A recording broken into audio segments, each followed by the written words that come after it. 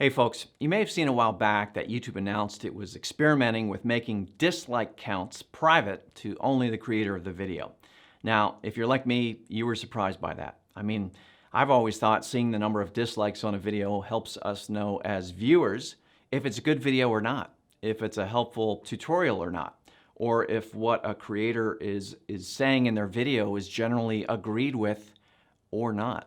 But unfortunately, research teams at YouTube have found there's this whole other use for disliking a video that I had never experienced as a creator, and you may not have either.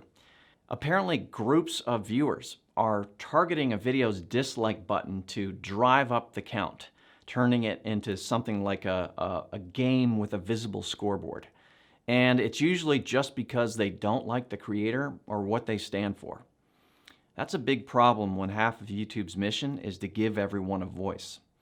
So earlier in 2021, YouTube experimented with making the public dislike count private to see if it would help reduce these coordinated dislike attacks across the platform.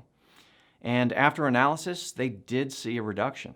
So the update from YouTube is that the dislike button is staying, but the dislike counts will now be private.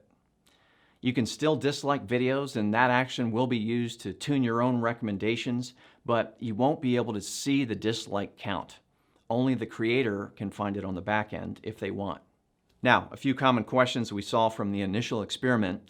First, without a public dislike count, how can viewers tell if a video is worth watching? Again, I kind of had this question too, but it turns out that while viewers might use the dislike count to give them a sense of a video's worth, when the teams looked at the data across millions of viewers and videos in the experiment, they didn't see a noticeable difference in viewership, regardless of whether they could see the dislike count or not. In other words, it didn't really matter if a video had a lot of dislikes or not, they still watched. Next common question, if creators can still see the dislike count on the back end, how's that any different?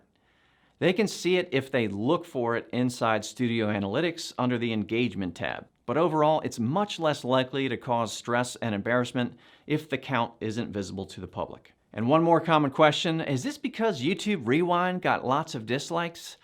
No, although there are some teams internally who have learned the hard way what it feels like to get lots of dislikes. Now, this again is about protecting all creators and making sure they have a chance to succeed and feel safe in doing so.